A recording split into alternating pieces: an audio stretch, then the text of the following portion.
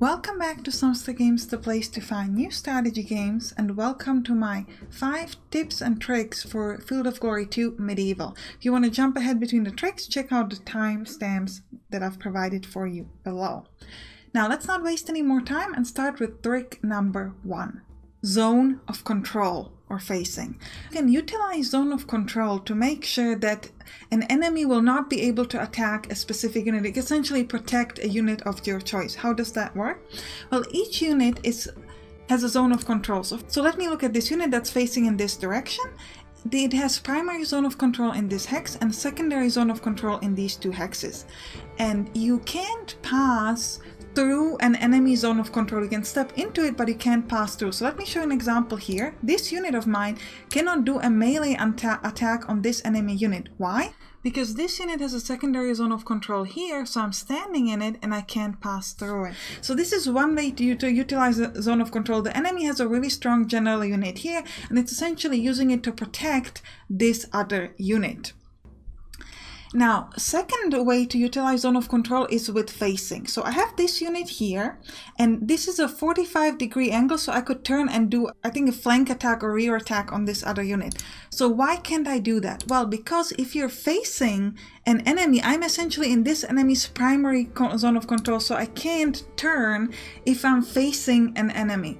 This is to reduce flank attack threat. So essentially you can use some positioning like this to make sure that I can hurt this particular unit. So this is really important because you can make sure that units cannot attack you, which can be really, really useful. Alright, now let's jump to our tip number 2, pursuit. You want to utilize pursuit to get your unit out of a really bad situation. First of all, when can you pursue? An enemy unit will evade if it's a light troop or non-lance cavalry. And then if you also have a light troop, then you can pursue the unit that is evading. Okay, so let me show you an example. We're going to go back to the unit we just had and notice that this unit is not in a good position. It's surrounded by enemies, and if I let it stay this turn, upon the next turn the enemy will lock themselves in combat with me, and then it can do a lot of rear attacks and things like that.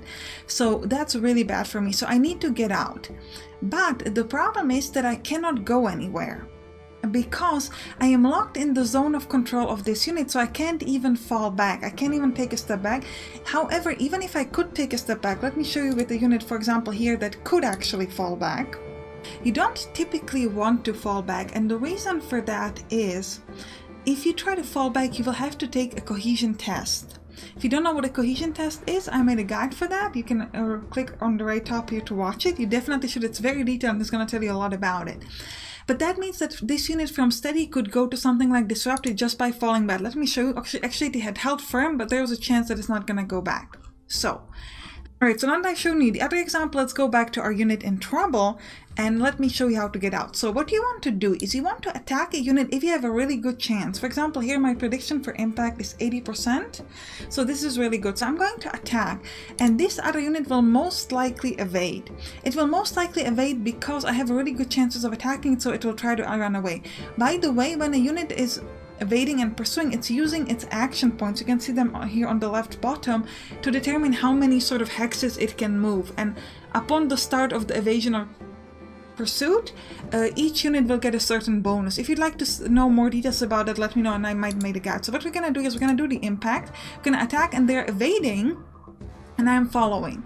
Now I didn't catch up with them, but that's not the problem. Notice that this unit is now out of trouble. It's next to my other units right here and it's fairly safe and away from the enemy. So this can be a really, really useful way to get out from a really bad situation, because if that unit stayed here, it would have been dead by the end of next turn. Alright, let's jump to the next step. Flank attacks and rear attacks. Flank attack and rear attacks are absolutely amazing because, first of all, they do more damage than normal attacks, but there's another thing that's really good. If you manage to do a flank attack under the right circumstances, I'll tell you the circumstances in a moment, the unit will get an automatic cohesion drop. So it will fall a morale level, for example, from steady to disrupted, or from disrupted to fragmented, or from fragmented to broken. This is really, really important. So what are the right circumstances? There are 2 situations. Alright, so circumstance number 1 is that it has to be a flank attack or a rear attack, and the unit has to be locked with melee with another unit. The other circumstance is that, of course, it has to be a flank or air attack, and the unit is already evaded this turn. So let me show you an example. I have my unit here, and I'm going to do a melee attack on this unit here. As you can see on the right top, it tells flank charge. This will be a flank attack, and the cohesion will drop on contact. So it will immediately drop to disrupt it, and then I'll do a normal attack. These, by the way, are the detailed tooltips. You can set them up in the settings. So let me show you. I'm going to do it. And it immediately drops to disrupted. Then we do a normal attack. I made them take another cohesion test and made them fall to fragmented. So you can see that we actually made this work quite nicely. Tip number 4. This one is a little bit more basic, but I think it's important to realize it. You need to use range attack before you use your melee attacks. Why? Well, once you get locked in melee, you cannot shoot at that unit. Let me show you an example. I have this unit, I can use all sorts of stuff, I can shoot at people here, but I cannot attack this unit. Why? Because this unit is already locked in melee with this other unit. You can see that by these little arrows on the ground, okay? So let me show you an example where this is important. So I'm looking at this unit and I see, hey, I have these fantastic odds, so I should straight up attack. No, you shouldn't, because if you do, you will get locked in melee, and all of these other units will essentially not be able to do anything because they don't have much range on attacking other units. Okay, so what you want to do first is you want to use your attacks, like this, your range attack, to attack the unit, and then only after that you want to attack with your melee combat. Okay, now this leads me perfectly to our tip number 5, and that's charging fragmented units. If you charge a fragmented unit, you have a chance to make it drop immediately. So notice I have a fragmented unit here and I'm right here. So what I'm going to do right now is I'm going to immediately attack, and it breaks up from the get-go.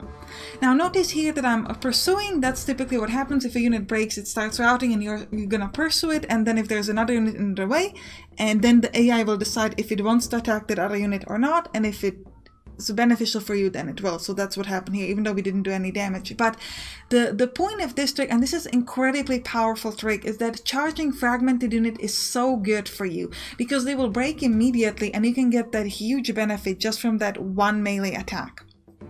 Now number 6 is a bit more of a bonus tip from the Mongol invasion campaign, which is the one I focused on the most, and that's make sure you do not get stuck in melee. So the units that I have, this cavalry, they're pretty good in pursuit, evasion, and things like that, but not so strong in melee, especially not if they're fighting against spearmen or if they're fighting against knights. Because knights are a really strong unit, so if I try to fight against those, it's essentially insta-death for me. So it's really important to make sure that you do not get stuck in melee, because if you do, you're most likely going to lose. So there are a couple ways to ensure that you don't. For example, the thing that I just did, I didn't attack the unit, I didn't charge it until it was fragmented, and I knew that once I charge when it's going to be fragmented, it will break, so I will actually not get stuck in melee. Another tip is to try to use evasion. So you want to make sure that you always have a space to evade to. For example, if this unit were to attack, most of my unit have somewhere to run to. This unit can go back, this unit can go backwards, this one as well, this one can run back this way. If someone attacks this unit, it can run back this way, and so on. It always has somewhere to run, and that's really important. By the way, evasion is not looking at zone of control, so they will just kind of run if they have a space to, but it's important that you don't block yourself from having the chance to evade.